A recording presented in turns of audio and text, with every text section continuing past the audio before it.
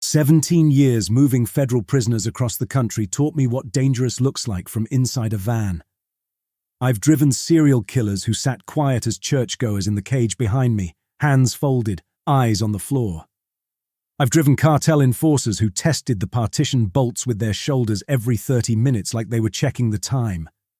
One domestic terrorist, a man named Speer, spent the whole ride from Phoenix to Denver reciting his daughter's soccer schedule. Tuesday practice, Thursday practice, Saturday game at 9. He'd killed 6 people with a mail bomb 3 weeks earlier. I listened to the whole schedule twice.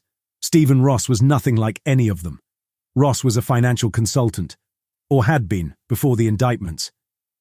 He was 52 years old, soft through the middle, with a golfer's tan and hands that had never done manual work.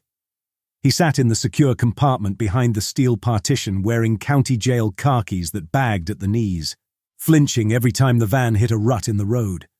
I could hear him through the cage mesh as he shifted on the bench seat, cleared his throat, and tugged at the loose fabric over his knees. Transporting violent felons comes with respect. Professional respect. I know what they're capable of. They know what I'm authorized to do. Both sides of the partition are occupied by serious men, and that understanding keeps me sharp. Ross gave me nothing to be sharp about. He was a cooperating witness in a federal fraud case, cutting a deal to testify before a grand jury in exchange for a sentencing recommendation that would put him in a minimum security camp instead of a real facility. He'd embezzled, laundered, manipulated accounts across half a dozen shell companies. A crime that ruins families by the hundreds while the man doing it eats lunch at a conference table. I knew that crime personally. My father worked 31 years at a power plant in Luzerne County, Pennsylvania. Pension fund got gutted by a man in a suit who looked a lot like Stephen Ross, talked a lot like Stephen Ross, and walked out of court with 18 months at a place that had tennis courts. My father got a letter in the mail explaining that his retirement benefits had been restructured. He was 63. He went back to work. Tony Birch, my partner, sat in the passenger seat working through a bag of sunflower seeds. He'd crack one between his teeth, eat the kernel, and drop the shell into a paper cup wedged between his knees. Every couple of minutes, like a metronome. Birch was 34, 8 years in the Marshal Service and good at the job where it mattered most. He didn't get creative. He followed procedure. He watched blind spots. He kept his weapon maintained, and he didn't talk too much on long drives. We'd worked together on and off for 3 years, mostly transport assignments out of the Western District. Reliable was the word for him, which in this line of work was worth more than friendship. We were 6 hours into a 9-hour drive across central Nevada. The landscape had flattened out an hour ago into the kind of empty that makes the word desert sound generous. Scrub, dust. A 2-lane highway cutting through nothing with no traffic in either direction. The sky was white, overcooked, too bright to look at directly. Birch spit a shell into the cup. You think Ross is going to cry on the stand? When his lawyer tells him to. Guys like that always cry. The money guys. They get up there in front of the jury and they find Jesus about 10 minutes in. He'll do whatever his lawyer tells him to do. But he'll cry, I'm telling you. It'll be a whole production. I didn't answer. I was watching the road ahead and thinking about nothing particular when the secure radio on the dash clicked 3 times and gave me a tone I'd only heard once before in my career. A federal override. The voice on the radio was automated. Routing override priority 2, authentication Delta 7. The voice read out a series of codes that I recognized. Marshal's Service Routing Authority, Federal Judiciary Clearance, an authentication sequence that meant somebody well above my pay grade had just changed my assignment. New destination, a federal facility designated by an alphanumeric code I'd never seen before. No name, just the code, followed by GPS coordinates that the system was already loading into our navigation unit. I looked at Birch. He'd stopped with a sunflower seed halfway to his mouth. You ever been routed to that facility code? I asked. Never heard of it. I tried raising our district office on the standard channel. Static. The area was dead. We were in a stretch of Nevada where cell coverage is a rumor and radio relay depends on repeater towers that apparently didn't exist out here. I tried twice more. Nothing. Birch pointed at the nav screen. GPS is locked. You see that? The override hard-coded the destination. I can't back it out. I'd seen that once before on a national security transport out of Fort Worth. A prisoner connected to a classified case routing locked by someone at Main Justice. It was unusual. It was also real. The codes had authenticated properly. The routing authority was legitimate. The system had accepted the override without a rejection flag. Everything in the process said this was a valid federal order. Everything in my gut said something else. But I've been wrong about my gut before, and I've never been wrong about authenticated codes. I followed the override. The nav system pulled us off the highway onto a secondary road I would have driven past without noticing. Paved and 2 lanes wide, its surface was bare of markings or signs. After 12 miles, it became an unmarked access road, paved and maintained, but with no indication that it connected to anything. The scrub desert stretched flat in every direction. Nothing on the horizon. Then the building appeared. It was visible from maybe 5 miles out because there was absolutely nothing else to see. A massive concrete rectangle sitting on the desert floor as if dropped there from a cargo plane. As we got closer, the details filled in. Narrow vertical slits for windows, a wide entry plaza with a flagpole, the Great Seal of the United States mounted above the front doors in bronze. It looked like a federal courthouse from the early 70s. The brutalist style, the raw concrete, a building an architect designs when the government tells him to make it last 200 years and look like it deserves to. But the scale was wrong. This building was enormous. 3 stories above ground, and the footprint suggested something twice the size of any courthouse I'd ever delivered a prisoner to. The parking structure alone could hold 200 vehicles. It held maybe a dozen. Government sedans, 2 unmarked panel vans, a black SUV. The rest of the spaces sat empty under fluorescent tubes. Birch leaned forward. "What the hell kind of courthouse sits out here?" I didn't have an answer. We approached the perimeter. Chain-link fencing 12 feet high, razor wire along the top. An automated gate with a guard booth. 2 men in civilian clothes, slacks, blazers, the kind of outfit that says federal employee without saying which agency. Both of them wore holstered sidearms under their jackets. They checked our IDs, ran the van's plate, logged our arrival on a tablet. They waved us through without small talk. I parked in the structure, pulled Ross out of the compartment, and cuffed him for the walk inside. He'd stopped fidgeting after the override. As we crossed the plaza toward the entrance, he raised his eyes to the building. His lips moved, as if he were reading something that wasn't written anywhere. Then he lowered his gaze and kept walking. He was my prisoner, not my conversation partner. I was already irritated that the day had gone sideways, and I wasn't in the mood to hear Stephen Ross talk about anything. Inside, the lobby matched a federal courthouse, metal detectors, an X-ray belt for bags, a reception counter with a woman behind it, a docket board on the wall listing case numbers. I walked through the detector, handed over our transport paperwork, and waited while the woman ran it through her system. The case numbers on the docket board caught my eye while I waited. Federal case numbers follow formats I've seen thousands of times: an office or division code, a 2-digit year, the case type, a sequence number, usually followed by judge initials. These numbers used a structure I didn't recognize from any federal court, and I'd worked in most districts. A man at the intake counter, his badge said Court Intake Officer, no name, took our paperwork, scanned it, and handed me a clipboard with transfer documents. "Processing is through those doors," he said, nodding toward a set of double doors at the far end of the lobby. "Bring the prisoner through. We'll take custody on the other side." I started walking. Birch fell in behind me with Ross between us. The courtroom on the other side of those doors had been gutted. I've been inside dozens of federal courtrooms. I know what they're supposed to look like. Gallery seating, a bar divider, counsel tables, jury box, witness stand, the judge's bench raised on a platform with the seal behind it. This room had the bones of all that, the way a stripped car has the bones of a vehicle. The gallery seating was gone. The jury box had been ripped out and replaced with a steel partition bolted to the floor, a locked gate cut into it.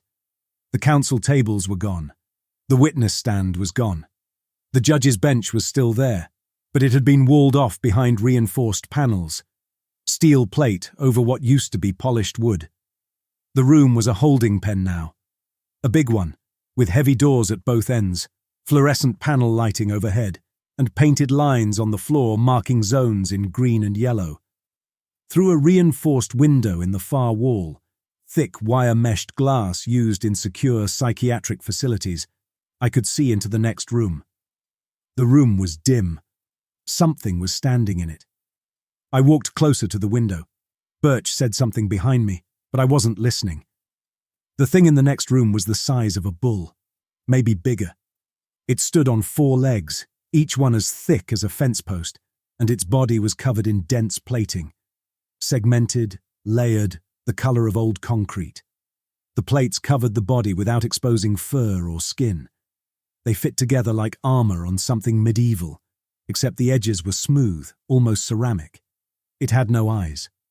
Where a head should have had a face, there was a ring of small openings. Mouths, I realized after a few seconds.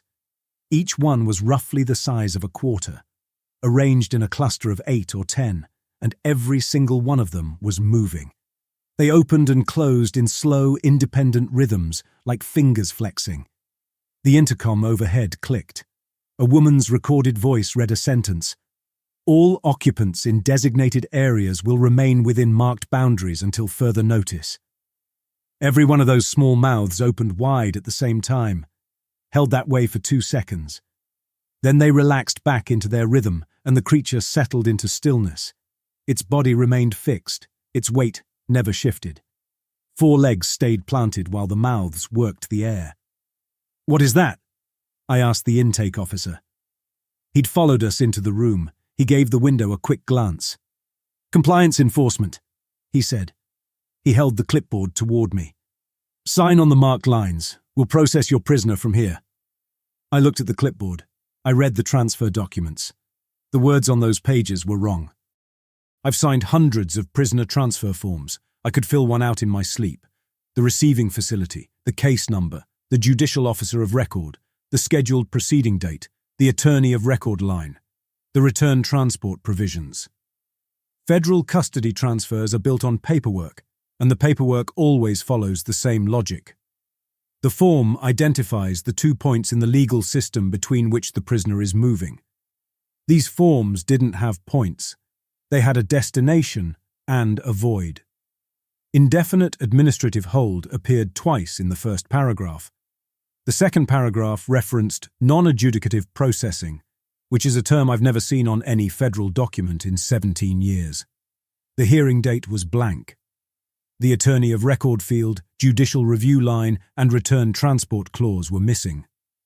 The form would transfer Ross into this facility's custody without a scheduled proceeding, legal representation, or any mechanism for getting him back out. I set the clipboard down on a steel shelf bolted to the wall. "I'm not signing this." The intake officer frowned at the forms. "Marshal, the transfer authority, my orders are to deliver this prisoner to the District of Nevada for grand jury testimony. This diversion is a routing change, not a custody transfer. I need to contact my district office before I sign anything."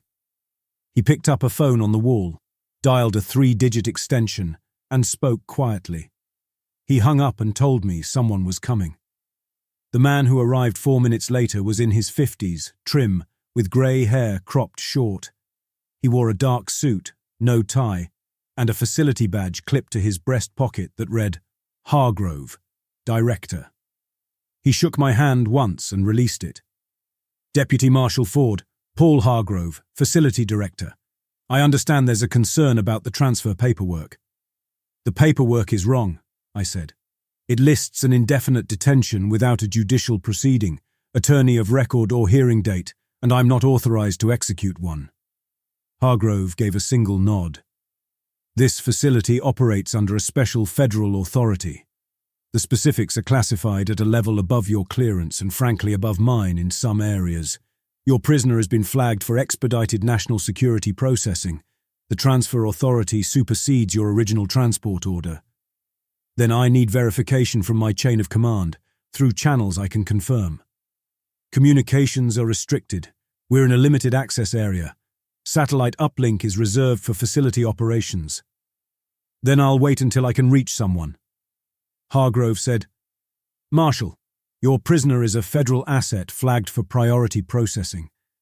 The override routing that brought you here was issued by the same authority that governs your transport division. Your assignment is complete. You delivered the prisoner. You're free to leave. Your vehicle will be cleared at the perimeter gate. He's my prisoner until I receive a countermanding order from my district through channels I can verify. That's federal transport protocol, and I don't care what authority your building operates under. Birch was standing behind me with Ross. He hadn't said a word during any of this, but I could see him in my peripheral vision. His palm rested lightly on the butt of his sidearm, fingers loose. Hargrove studied me for another few seconds. Then he reached into his jacket, pulled out a phone, and dialed. "Lock it down," he said. That's all he said. He put the phone away. The sound that followed was unlike anything I'd heard inside a building before, a deep concussion that rolled through the floor and walls like a single heartbeat. Then another. Then four more, fast from different directions. Blast-rated doors, every external exit in the building sealing at the same time. I felt the pressure change in my ears. The overhead lights shifted from white to amber. The intercom clicked on. That same recorded voice. All occupants will remain in designated areas. Hands will be kept visible at all times. Unauthorized access to restricted sections will result in immediate compliance action. This is a standing directive. Hargrove straightened his cuffs. For safety and regulatory compliance, he said, all persons currently inside the facility are subject to its operational protocols until status is normalized. I'd recommend you stay within the marked areas. He turned and walked out through a door I hadn't noticed, set flush into the wall behind the walled-off judge's bench. The door closed behind him with the sound of a magnetic lock engaging. Birch looked at me. "Cal, we're locked in." "The door's sealed. I heard them." Ross hadn't said anything. He was standing between us with his hands cuffed in front of him, staring at the reinforced window, at the thing behind it. The first person who gave us useful information was a man named Moretti. He was a court security officer. That was his title anyway, printed on a facility badge like Hargrove's. He came through a side corridor about 20 minutes after the lockdown, checked each of us, and started with the facts. "The animals are real," he said. He was leaning against the steel partition, arms crossed, chewing something. Staff calls them bailiffs. There's at least 6 in the lower levels, maybe more. They enforce the regulations, the ones you hear on the intercom. As long as everybody does what the broadcast says, they don't move. They stand there like furniture.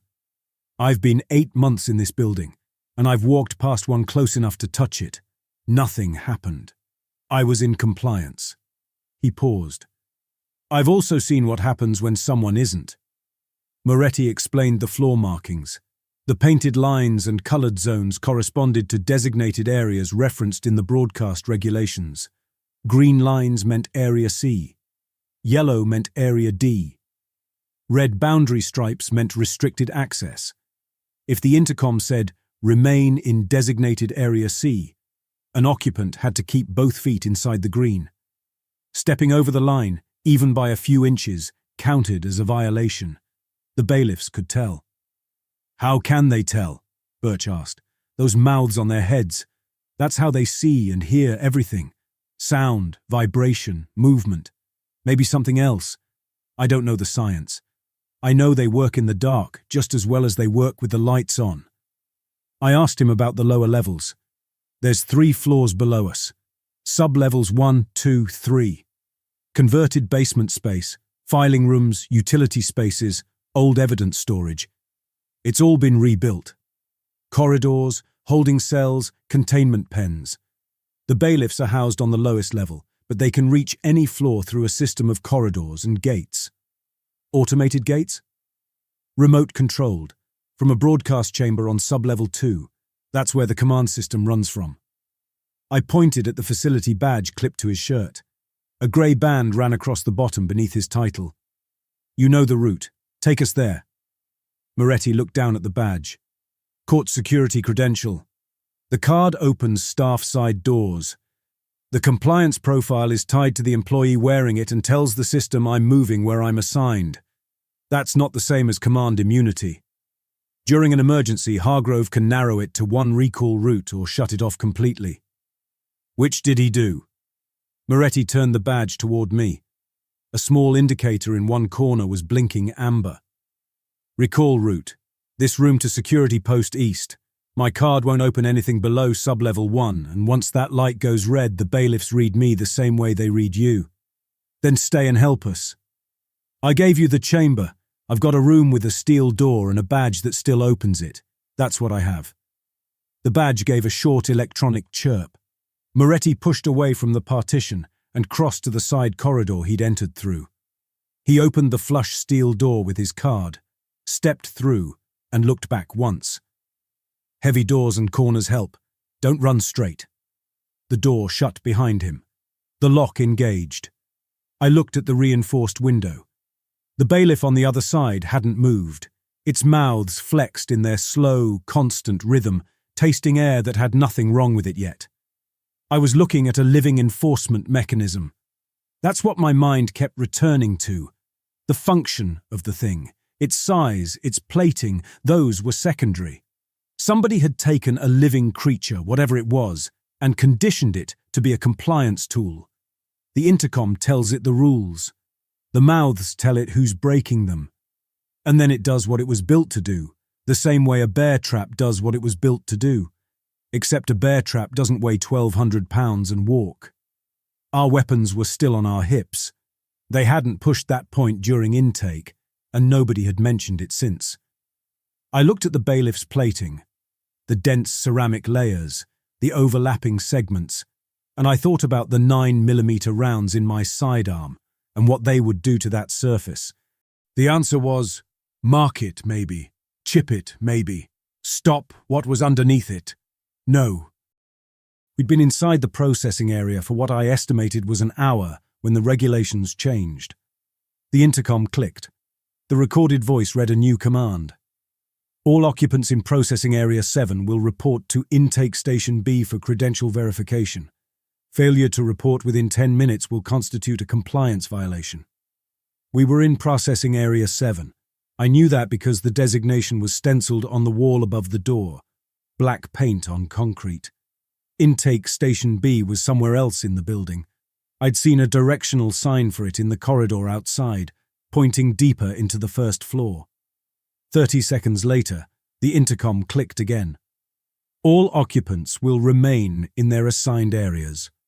Movement between sections is prohibited until further notice. Birch looked at the ceiling speaker, then at me. Report to Intake Station B. Do not leave your assigned area. Both commands came from the same recording. That's impossible, Birch said. You can't do both. You can't. The orders contradict each other. I understood it then. The shape of it. What Hargrove was doing with the command system. Two orders cancel each other out. Staying is a violation. Leaving is a violation. Every choice breaks a rule. And the thing in the next room doesn't understand context. It doesn't weigh one order against another. It detects non-compliance the way a smoke detector detects smoke. The contradiction makes everyone guilty.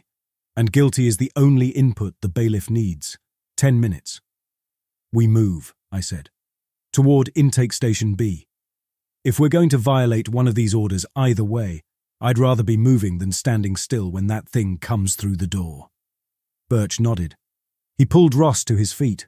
Ross was shaking, a full-body tremor that had started during the lockdown and hadn't stopped. His face was grey. I opened the processing area door. The corridor outside was lit in amber, the emergency strips along the baseboards casting a low band of light across the painted floor markings. The directional sign for Intake Station B pointed left, down a corridor that ran about 60 feet before turning a corner. We moved left. Birch had Ross by the arm, keeping him upright. I walked point, sidearm drawn, knowing it wouldn't matter. The corridor was concrete on all sides, floor, walls, ceiling. The speakers were mounted every 20 feet. The floor markings shifted from green to yellow about halfway down. I heard it before I saw it. A sound from around the corner ahead of us, heavy, rapid, rhythmic, ceramic on concrete. Something big moving fast on 4 legs. Side corridor, I said. There was a junction 8 feet behind us, a narrow maintenance access that branched off to the right. I grabbed Ross's collar and pulled him back. Birch was right behind us. The bailiff came around the corner. In the processing area, behind reinforced glass, the creature had been an object. A strange animal standing in a room. In the corridor, 25 feet away, it was something else entirely. It filled the space nearly wall to wall. Its legs drove forward in a cadence that shook the floor through my boots. The plating along its sides scraped the concrete walls as it moved, leaving pale gouges. Its head, the cluster of mouths, all of them wide open now, everyone straining forward, swept from left to right as it came. It was reading the corridor, tasting it. Every mouth working independently, triangulating on whatever signal non-compliance produced. Birch hadn't made the turn. He was 3 steps behind me when the bailiff rounded the corner. He was still in the main corridor. I was in the side passage with Ross. Birch was in the open. The creature's mouths locked on him. Every one of them pointed in his direction at the same time, and the thing changed. It went from moving to arriving. The acceleration was wrong for something that size. Too fast, too committed. The plating flexing at the joints as the legs drove in a sprint that covered 25 feet in what felt like 2 seconds. Birch got his weapon up. He fired 3 times. I heard the reports in the narrow concrete space like hammer strikes. The rounds hit the bailiff's chest plating and did exactly what I'd expected. 2 of them sparked off the surface and ricocheted into the walls. The third one stuck in a plate seam and stayed there. A flattened slug lodged in ceramic. The creature hit Birch at full stride. I saw it from the side passage, 8 feet away. The bailiff drove its head into Birch's midsection and carried him backward into the corridor wall. The impact cracked through the corridor. Birch's body hit the concrete and the bailiff pinned him there with the flat crown of its head, 1,200 pounds of mass pressing him into the wall at chest height. Birch was still alive. He was trying to breathe. His hands were pushing against the creature's plating, fingers scraping across the ceramic surface. His legs kicked against the bailiff's forelegs, thick, armoured, immovable. The creature shifted its weight forward. Something in Birch's chest gave way. I heard a wet sound, the sound of things inside a body losing their architecture. Birch's arms dropped. His legs stopped kicking. One of his boots scraped the floor in a slow arc and went still. The bailiff held its position for another 10 seconds. Then it stepped back. Birch's body slid down the wall and folded onto the floor in a shape that a living body would never choose.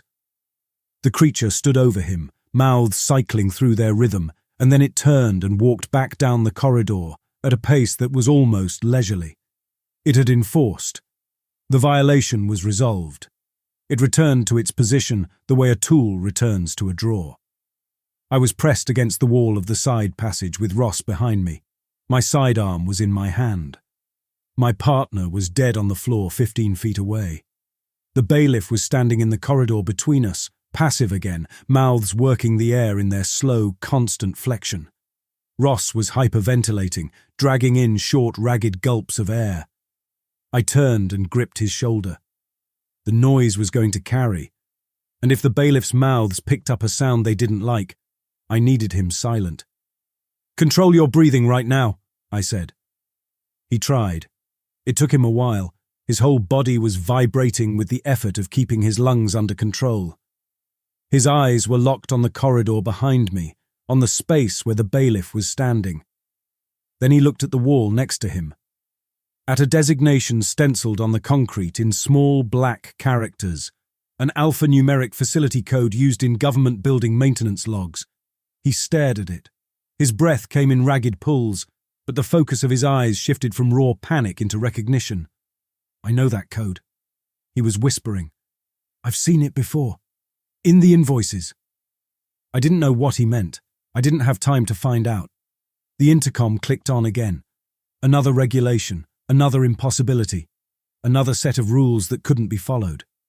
The bailiff in the corridor registered the new command. Its mouths opened wide. We had to move. The processing area was sealed behind us. The main corridor was blocked by 1,200 pounds of trained enforcement. The side passage we were in ran deeper into the building, toward a stairwell I could see at the far end. A stairwell that went down. Down was where the broadcast chamber was, sub-level 2, the place where the commands came from. If I could reach it, I could shut off the voice that was telling the bailiffs to kill everyone in this building. I took Ross by the arm and pulled him toward the stairwell. The stairwell was a freight access, wide enough for a handcart, poured concrete walls, no finish work. The door was unlocked. I'd expected a keycard reader, or at least a deadbolt, but there was nothing, just a standard fire door with a push bar, common to every government building in the country. It occurred to me halfway down the first flight that the door was unsecured because nobody who designed this building believed the stairwell needed a lock. The bailiffs were the locks. Every corridor, junction and room in this building was secured by 1,200 pounds of conditioned muscle and ceramic plate. Anyone who crossed the wrong painted line became a target. Doors were an afterthought. The intercom followed us down. Speakers were mounted in the stairwell ceiling at every landing, and the commands kept cycling. A new regulation every few minutes, each one contradicting the last. I was learning to read the rhythm. There were gaps. When one command ended, and before the next one began, there was a window of maybe 30 to 40 seconds where only one regulation was active. During those windows, compliance was possible. The bailiffs would register a single clear rule: detect no violation and stay passive. I had to move during those gaps. When the next contradictory command hit, I had to be behind a heavy door or around a corner, out of sensory range, before the creatures decided everyone was guilty again. Ross moved behind me in a sleepwalker's stagger. He'd stopped shaking, which worried me more than the shaking had. His eyes were open but unfocused. He put one foot in front of the other because I was pulling him by the arm, not because he'd made any decision to keep walking. I've seen this before in prisoner transports. A detainee who has passed through the far side of panic into a kind of operational blankness. The body works. The person is somewhere else. Sub-level 1 was a basement that had been gutted and rebuilt. The original structure was still visible, the poured concrete of the foundation, the recessed channels where utility lines used to run, the outlines of old partition walls that had been torn out and replaced with reinforced steel framing. What used to be filing rooms and storage areas had been converted into cells, steel doors with observation slots, fluorescent panels caged behind wire mesh. The floor was bare concrete with the same coloured zone markings I'd seen upstairs. Green, yellow, red boundary stripes, all covered by a thin film of dust that told me nobody had repainted them in a while. We found people on sub-level 1, 2 men, in a room that still had a faded stencil on the door reading Records Archive 1C. The door was heavy steel, fitted into the old frame at a slight angle that kept it from closing all the way. A gap of about 4 inches, wedged open by a folded piece of cardboard, jammed under the bottom edge. The first man sat on the floor against the back wall and raised his head when I pulled the door open and stepped inside. At maybe 50, he had a close-trimmed beard going grey and the thinness that comes from eating badly for a long time. A dark blue facility jumpsuit hung from him, its elbows and knees worn soft. "You're a marshal," he said. His eyes flicked to the badge on my belt. "Who are you?" "My name's Frank Ferris." He stood up slowly, favouring his left knee. "Former budget analyst, Office of Court Administration. Brought here 11 months ago on what I was told was a temporary security reassignment." He looked at Ross behind me. I see they're still using the diversion orders. The second man was younger, late 20s, maybe 30. He sat in the corner on a mattress pad, knees drawn up, with his gaze fixed on the wall and his body motionless. Ferris glanced at him. He doesn't talk much anymore, Ferris said. His name is Porter. He was a contract auditor. Showed up about 3 months after I did. Ferris looked back at me. How long have you been in the building? Few hours. How many of the animals have you seen? I've seen one. It killed my partner. Ferris nodded once. He reached down and picked up a tin cup from the floor next to where he'd been sitting. Institutional issue, the kind they use in county jails, and turned it over in his hands while he talked. I'm sorry about your partner. The first one is the worst. After that, you learn the pattern, or you don't learn it, and you're dead. He told me what 11 months had taught him. The bailiff's sensory mouths had a detection range of about 50 feet in open corridors. Heavy doors cut that range significantly. A closed steel door with a good seal could reduce it to almost nothing. Corners helped too. The creatures read the air in straight lines. Around a bend, their resolution dropped. They could detect vibration through the floor. Footsteps registered clearly, but slow movement on soft ground or padded surfaces was harder for them to identify. Fast, hard steps on concrete were the worst move. They're fast in a straight line, Ferris said. He was still turning the cup, working his thumb along the rim. But they turn badly. All that mass has to slow down and redirect. If you're at a junction and one of them is coming, you go sideways. Don't run straight. They'll catch you in about 40 feet, but a 90-degree turn buys you 4 or 5 seconds while they overshoot and come back around. What about the plating? Weak points. The joints are the weak points. Shoulder and haunch articulations. The plates thin out where they need to flex. I've never seen anyone do damage there, but that's where the armor is weakest. If you had the right tool and enough time, maybe. With a handgun. He shook his head. I asked about the broadcast chamber. Ferris set the cup down on a pipe that ran along the wall at waist height. A careful placement, the cup balanced exactly in the groove between the pipe and the wall. 11 months in the room had taught him exactly where things fit. Sublevel 2, he said. Center of the floor, or close to it. The whole command system runs from there. The broadcasts, the frequency coding, the regulation queue. One room, one console, sealed with a keycard lock. Only the director and a few senior staff carry the right cards. If I can reach it, you can shut the whole system down. I've thought about it every day for 11 months. He looked at his hands. I never went. I could make excuses about why. The smart ones would even be true. But the real reason is that I decided staying alive in this room was enough. Porter over there decided the same thing. We eat what they send down the service elevator. We stay inside the green lines, and we don't die. He paused. Your partner didn't have that option, I guess. I didn't answer that. I turned to Ross. He leaned against the doorframe, staring at the stencils, pipe routing labels and facility codes stamped on every structural element in the room. Tell me what you meant, I said. About the invoices. Ross faced me. The blank trance was gone. He lowered his eyes before he spoke. This building, he said. He swallowed. I paid for it. He stared at the floor after he said it. He'd worked as an independent financial consultant for a network of federal contracting firms. His specialty was construction fund management, moving large sums through complex budget structures for government building projects. Courthouses mostly. Federal judiciary construction. Big budgets, long timelines, a lot of subcontractors. He'd done it for 15 years. About 7 years ago, he started receiving contracts from a program he'd never heard of, routed through the Office of Court Administration, same division Ferris had worked in. The contracts called for specialized construction work embedded inside standard courthouse budgets. Subterranean expansion far deeper than any courthouse would need. Environmental containment systems, something called biological asset housing.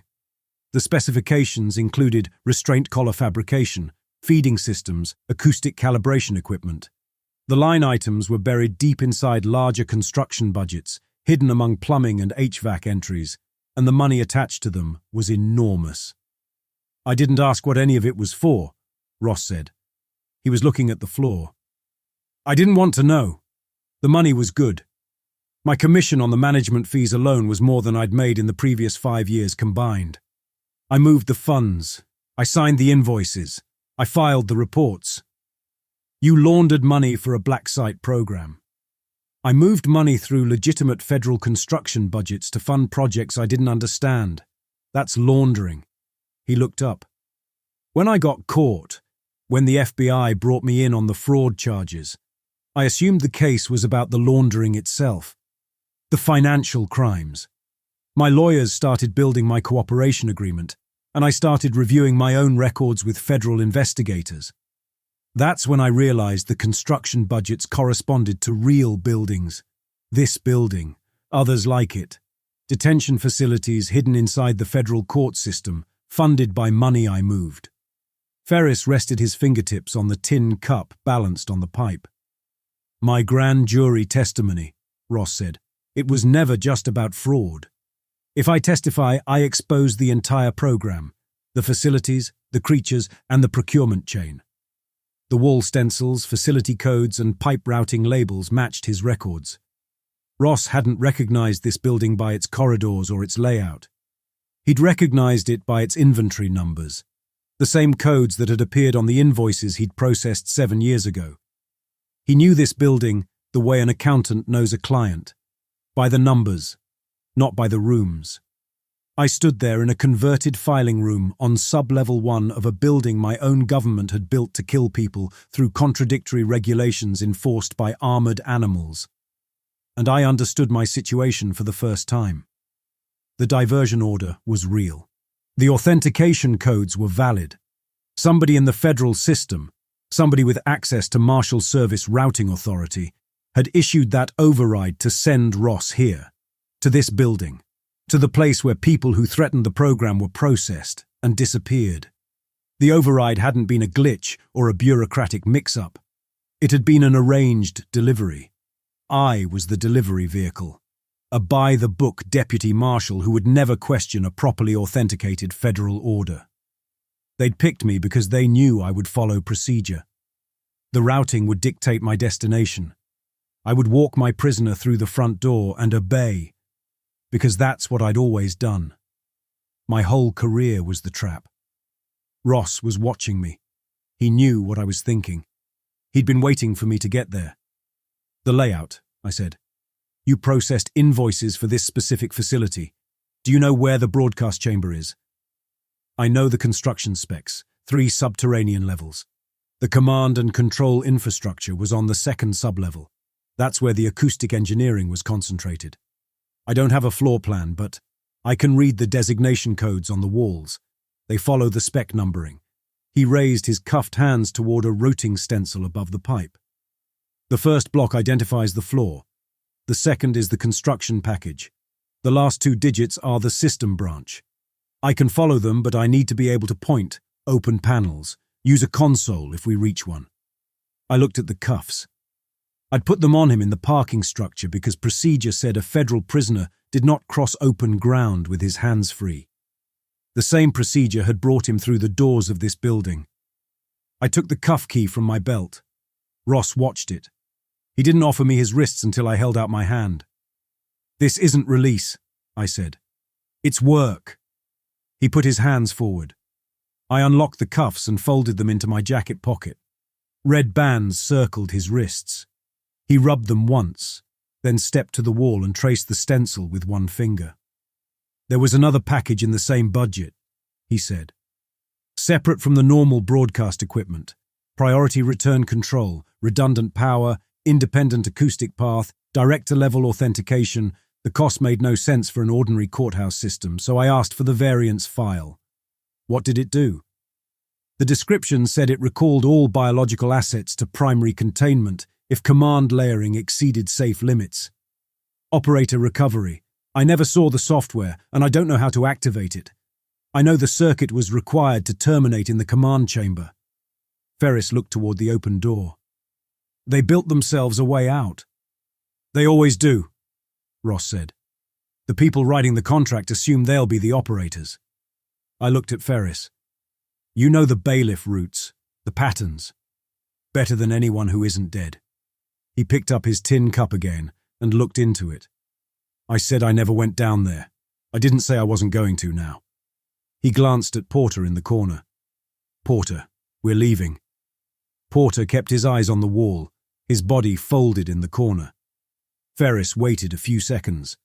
Then he set the cup down on the pipe, the same groove, the same careful placement, and walked toward the door. He didn't say goodbye to Porter. I think he'd already said it some time ago, in a way that didn't require words. Sublevel 2 was darker. The fluorescent panels were spaced farther apart down here, and as we moved through the first junction, half of them cut out at once. The corridor ahead went nearly dark. Emergency strips along the baseboards still glowed, throwing a low amber line across the floor. They're doing that from above, Ferris said. He placed each foot carefully. He knew exactly how much sound the concrete would transmit. Staff controls the lighting remotely. The animals don't need light, we do. The intercom was louder on this level. Speakers every 10 or 12 feet, the recorded voice cycling commands with increasing frequency. A new regulation every 2 or 3 minutes now. I was still working the gaps, timing our movement to those brief windows of single command compliance. But the windows were shrinking. Whoever was running the command queue was accelerating the contradictions, layering them faster, closing the spaces where obedience was still possible. I could hear bailiffs, 2 of them, somewhere in the corridors around us. The sound carried through the concrete, that heavy, percussive gate, ceramic plate on poured floor. One was ahead of us, maybe 60 or 70 feet, moving laterally. The other was behind and to the left, closer.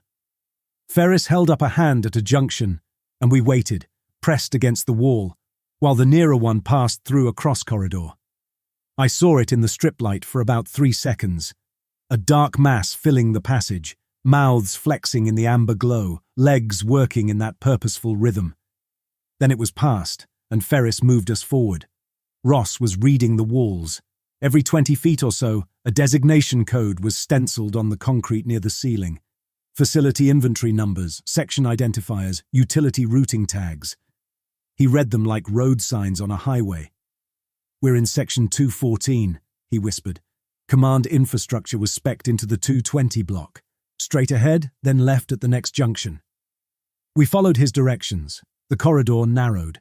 The ceiling dropped by about a foot. We were in a section that had been built out from the original basement specs, the new construction visible where poured concrete met welded steel framing. The floor markings were denser here. Lines everywhere, green, yellow, red, some painted over and remarked, old boundaries ghosting under new ones. Then I saw it. A steel door set into the corridor wall, heavier than the others. A keycard reader mounted at chest height with a small status indicator. A narrow observation window at head level, maybe 8 inches by 12 reinforced glass. Through the window, a room. Equipment. Monitors.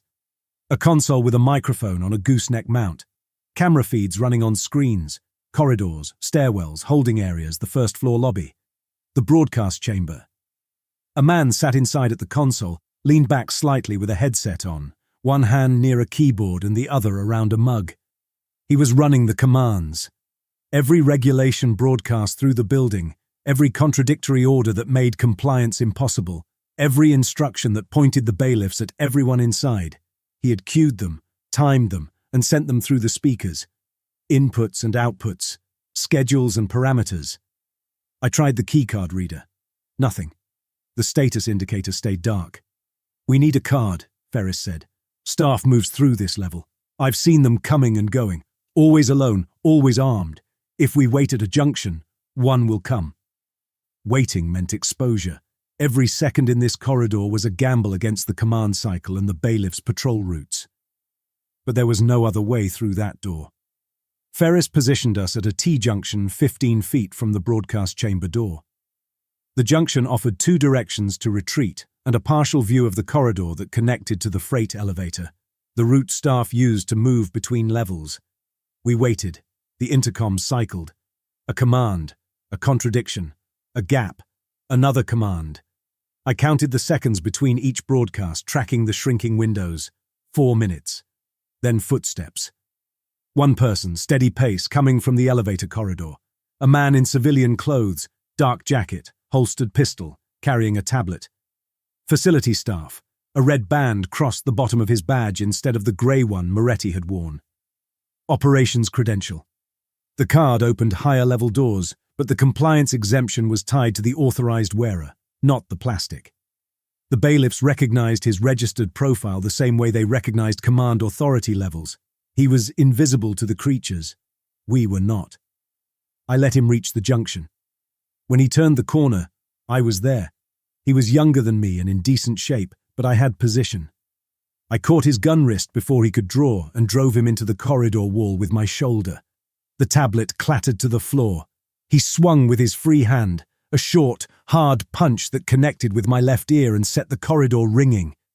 I got my forearm across his throat and shoved him higher against the concrete. The wall tore skin from my arm. He kicked. His heel caught my shin and I felt it, a sharp impact that buckled my leg for a half-second. I adjusted, got lower, used my weight. He was struggling, but I had 80 pounds on him. I took his sidearm out of the holster and handed it behind me to Ferris. Then I found his keycard, clipped to a retractable lanyard on his belt, and pulled it free. The noise had carried. I heard the bailiff before Ferris did, the percussion of ceramic legs on concrete, coming fast from the elevator corridor. The same direction the staff member had walked from, 60 feet away, maybe less, accelerating. Ferris heard it a second later. His eyes went to the mouth of the T-junction, then to the broadcast chamber door, 15 feet down the right-hand branch. The other branch ran left into darkness. "Get Ross to the door," he said. I shoved the staff member sideways. He hit the far wall and slid down. Ross was frozen at the junction, staring toward the sound, and I caught him by the back of his shirt and drove him toward the chamber. Ferris didn't follow us. He moved to the left side of the junction and struck the stolen pistol twice against the concrete wall. Metal on concrete. 2 hard cracks that traveled down the corridor. "What are you doing?" I said. "Making it turn." The bailiff came through the elevator corridor at speed.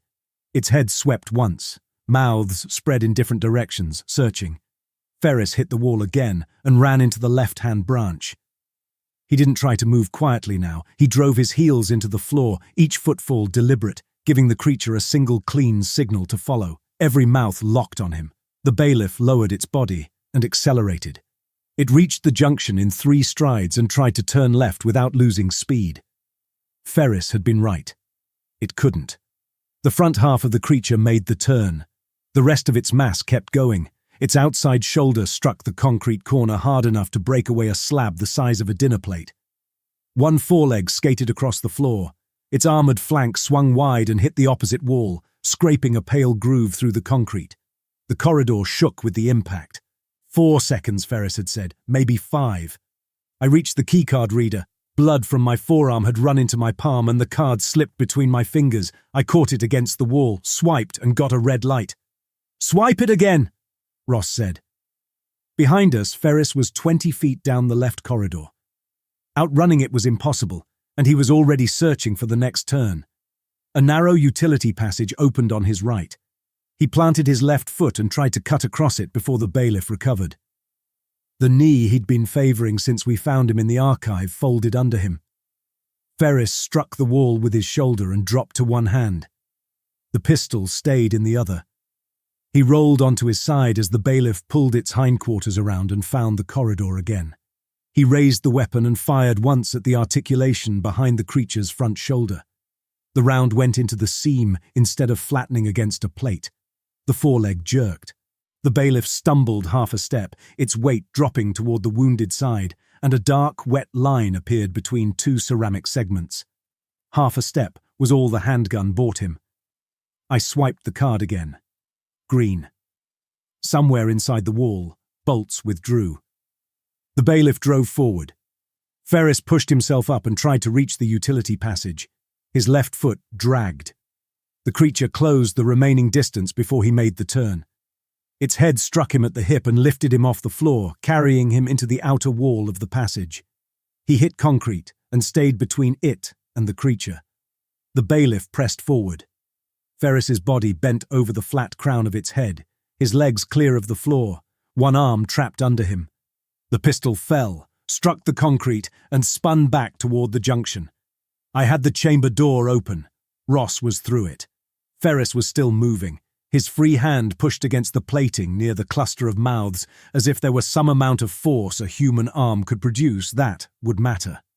I stepped away from the doorway. The pain in my shin took my weight for a fraction of a second. My boot hit the floor hard. Two of the bailiff's mouths turned toward me. Ferris saw them move. He stopped pushing at the creature and struck the side of its head with his fist. Once, then again. The mouths turned back toward him. "Open the door," he said. It was already open. What he meant was finish it. The bailiff shifted its weight forward. Ferris's body tightened once between the crown of its head and the wall. His hand opened against the plating. I caught the door, pulled myself inside and forced it shut. The magnetic lock engaged. Through the observation window I could see the empty stretch of corridor outside the chamber. On one of the camera monitors beside the console, the bailiff was still pressed against the wall. Ferris's legs hung clear of the floor, motionless. The creature held him there as if the violation required a final measured pressure before it could be considered resolved. The technician at the console was on his feet. He'd stood when the door opened and now stared at me and Ross, two men who were not supposed to be there. Blood ran down my left hand. Ross still wore county jail khakis, red cuff marks circling his wrists. I drew my sidearm. "Sit down." He sat with his hands shaking, eyes fixed on the console. I kept the weapon on him and took his headset off with my other hand. My left ear was still ringing from the punch in the corridor. When the headset brushed it, the sound sharpened into a high electric tone. I set the headset on the console. The console was a bank of audio equipment, mixers, frequency modulators, a broadcast interface with an active microphone on a gooseneck mount. The monitors showed camera feeds from throughout the building. I could see corridors, stairwells, the first-floor lobby. On one monitor, the corridor outside the processing area where Birch had died.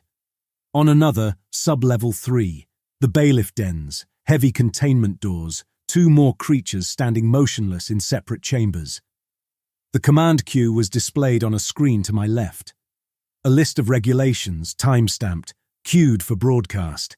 Each one had a frequency designation next to it. Most showed a 3 inches prefix, level 3, operational emergency.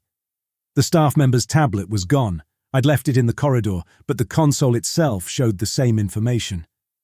I scrolled through the queue. Dozens of regulations stacked, contradictory, timed to cycle with overlapping windows that made compliance impossible. This was the weapon.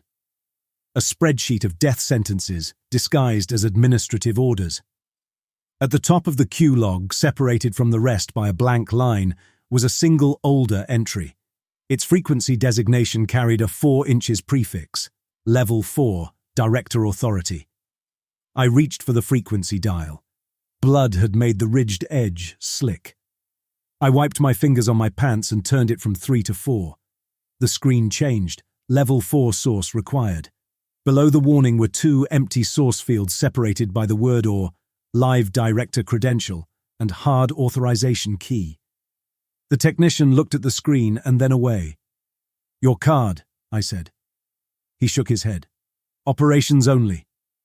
Ross moved to the console.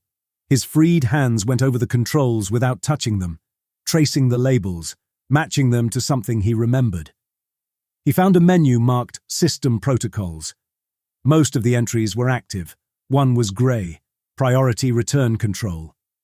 "The circuit is here," he said. "It won't open without the level 4 source." The phone on the console rang. The display didn't show only an extension this time. A sequence of letters and numbers rolled beneath it in grouped blocks.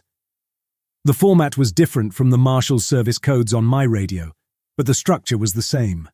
Source, authority, challenge, verification, an authenticated command connection. I picked up with my right hand and kept the pistol on the technician with my left. The change in grip pulled at the torn skin along my forearm. Marshal Ford. Hargrove. Step away from the console. At the same moment, the empty field on the screen filled. Live director credential verified. Ross looked at me, then at the phone. The call was the key. "You're going to tell me why I should," I said. Ross opened the grey protocol. A second screen appeared behind it, dense with routing fields and acoustic channel designations. The technician shifted his right foot under the console. I kicked the base of his chair. Pain went up my shin where he'd caught me in the corridor. The chair rolled away from the panel, and his foot came into view beside a recessed cut-off switch. "Keep both feet where I can see them." He did. Hargrove was watching through the chamber camera. "Tell Ross to move away from the board, because you don't understand what this facility does," he continued. "And if you shut it down, people will die. People are already dying. Your animals killed my partner. They killed a man named Ferris who spent 11 months in a room on sublevel 1 eating whatever you sent down the service elevator." On a corridor camera feed, the bailiff still had Ferris pinned to the wall. Its mouths moved against the side of his body, opening and closing, checking for whatever sign told it the violation was complete. "Ferris was an unfortunate situation," Hargrove said. "So was your partner. Those outcomes were avoidable if you'd completed the transfer as instructed." Ross worked through the routing fields. He found the independent acoustic path he'd remembered from the contract package. The destination field populated with every containment enclosure on sublevel 3. The command field stayed locked. I kept Hargrove talking. "Are you giving me a lawful order, Director?" "I am directing you, under the authority governing this facility, to step away from restricted controls." "Name the authority." "You aren't cleared to receive that information." "Then you aren't giving me an order I can authenticate." The line stayed quiet for a second. On the display, the director credential remained live. Ross opened another menu. Hargrove said, "This program exists because the public justice system can't handle certain categories of threat. People who know things that cannot be allowed into a courtroom record.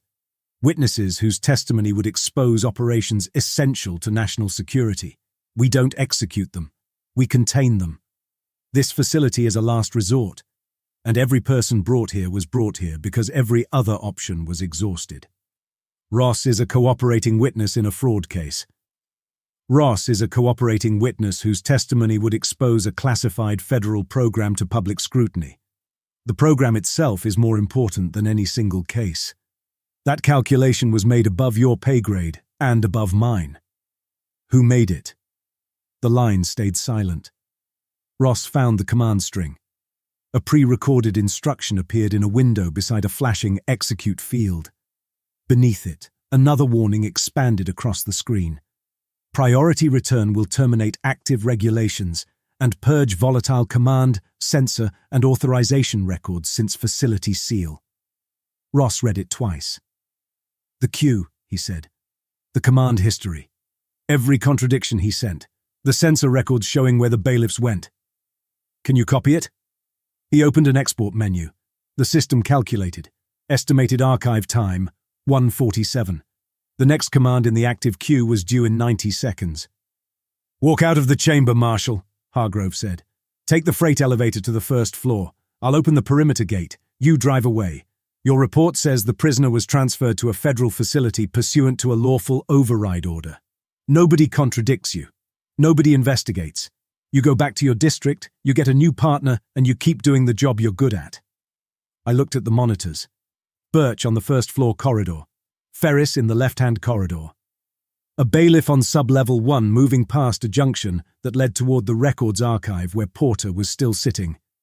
The active queue on the screen. About a minute. Ross's hand rested beside the execute field. "If we reset it, this is gone." The command record was the kind of evidence an inspector general could use. Times, orders, authority levels, proof that the contradictions had been deliberate. Without it, I had a prisoner with a fraud indictment, 2 dead men in a classified building, a stolen key card, and my word about animals nobody was supposed to know existed. Hargrove saw Ross's hand on the camera. "Do not touch that control." On the console, the live credential pulsed. Ross looked at it. "I can route his session into the return command." Hargrove heard him. The line went dead. The verified field changed from green to amber. A countdown appeared beneath it. Authorization hold 015. I'd seen the same safeguard in locked federal routing systems. An authenticated order did not vanish the instant a repeater dropped or a secure line broke. The system held the last verified authority long enough to finish an active transfer. Hargrove's own protocol kept him in the room with us for 15 more seconds. "Do it," I said. Ross dragged the live authorization token into the return control field. The execute window opened. The purge warning remained. 12 seconds. The technician stared at the blank export field. "Once you confirm, there's no recovery." 9. I had 9 seconds before Hargrove's authorization expired. Waiting almost 2 minutes for the evidence would cost me the only level 4 source I had. I could save the record or stop the thing outside the door, but not both. "Run it." Ross pressed the control. The microphone went hot. The pre-recorded command string played through every speaker in the building. Sublevel 3, Sublevel 2, Sublevel 1, the first floor, every corridor, room and stairwell. A single instruction, clear and authoritative, carrying Hargrove's Level 4 authentication. The active queue vanished from the screen as the command went out. The intercom fell silent. On the monitors I watched. Sublevel 2 first, the bailiff that had killed Ferris. It stopped pressing against the wall. Its mouth cycled once, twice, and then closed. All of them. Every one of those small openings sealed shut at the same time. The creature stepped back. The foreleg Ferris had wounded touched down stiffly, and it favored that side as it turned slowly, with the clumsy momentum of something that size navigating a corridor not quite wide enough. Then it began walking. Away from the broadcast chamber, away from Ferris, toward the Sublevel 3 access corridor, toward its den. On another monitor, the same thing, a bailiff on Sublevel 1, paused at a junction, mouths closed, turning, heading down. The building settled into a silence I hadn't heard since we'd arrived. The fluorescent panels buzzed overhead, joined by the console's soft electronic noise. The intercom and ceramic percussion were gone. I took Ross's cuffs from my jacket and locked the technician's right wrist to a steel support under the console. His red-banded credential read Keller, Systems Operations. I took the credential and the sidearm from his holster. Then I opened the broadcast chamber door. The corridor was empty. Ferris was on the floor near the wall. What the bailiff had done to him was still visible in the shape of his body against the concrete. His tin cup from Sublevel 1 was not with him. He'd left it behind on the pipe, in the groove, in the room where he'd survived for 11 months. After that long in a small room, everything had its place. Ferris had put the cup where it fit. He'd left it there when he decided that surviving wasn't enough anymore. I walked Ross up through Sublevel 1 and past the records archive, where Porter sat in the corner. I stopped at the door, but his gaze stayed on the wall. "The building's clear," I said. "The animals are in their dens. You can walk out." Porter stayed silent. I waited 5 seconds, then kept walking. The first floor was empty. The staff had scattered, some through internal doors, others probably through the exits after the system went down. The lobby was abandoned. The metal detectors stood unattended. The docket board on the wall still listed case numbers that didn't belong to any real court. I crossed the processing area and returned to the adjoining corridor. Birch was on the floor where the bailiff had left him. The gutted courtroom was silent. The reinforced window that looked into the next room showed an empty holding pen. The first bailiff I'd ever seen. The one I'd watched through the glass while the intake officer handed me a clipboard. Was gone. Returned to its den. Following orders. The only thing it knew how to do. I stopped next to Birch. He was lying on his side, one arm folded under him, the other extended toward the wall he'd been pinned against. His sidearm was on the floor 2 feet from his hand. His badge was still clipped to his belt. I'd known Tony Birch for 3 years. He cracked sunflower seeds on long drives. He didn't get creative. He watched blind spots. He was reliable. He had followed me into this building because I was the senior marshal, and I'd followed a routing order that told me to come here, and he'd trusted my judgment the way I'd trusted the system that issued the order. I crouched next to him, took his badge and put it in my jacket pocket. Then I stood up and walked Ross out through the lobby, through the front doors, across the entry plaza. The American flag hung limp on the pole. The desert air was dry and hot and completely still. The parking structure was ahead of us, the transport van exactly where I'd left it. Ross stopped at the van's rear doors. He waited for me to open the secure compartment. Prisoner protocol. Even now, even after everything, the procedure held. I opened the compartment. He climbed in. I closed the door. I got behind the wheel. The keys were in my pocket where they'd been all day. The engine started on the first try. I pulled out of the parking structure and drove toward the perimeter gate. It was open. The guard booth was empty. The access road was straight. The desert was flat. In the rearview mirror, the courthouse shrank, that enormous concrete block sitting alone on the desert floor. Distance made it smaller, but the bailiff dens, command consoles, and holding pens disguised as courtrooms were real.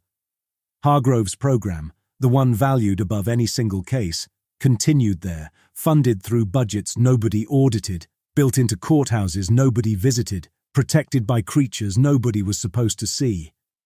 The reset had erased the active command record. What remained was incomplete. Ross in the compartment, Birch's badge in my pocket, Keller's red-banded credential, blood drying down my hand, and the location of a building that might be empty before anyone I trusted reached it. I'd accomplished my mission. My prisoner was in the back of the van, alive, still scheduled to testify before a federal grand jury. I was still a deputy U.S. Marshal. The chain of command still existed. Somewhere above me, somebody with routing authority and authentication codes had decided that Stephen Ross should disappear into that building, and I had brought him there exactly the way they'd planned. The only thing I hadn't done was leave him. The highway was ahead. Once I reached it, I'd need to make calls, report Birch's death, report the facility, report Hargrove, report what I'd seen. I'd need to figure out who in my own agency I could trust with that report, which was a question I had never once considered in 17 years of federal service. I hit the highway and turned east. The courthouse disappeared behind me. The desert stretched flat and empty in every direction. For a long time, the road held only the van, the man behind the partition, and me. He breathed quietly, waiting to be taken wherever I decided the law required him to go.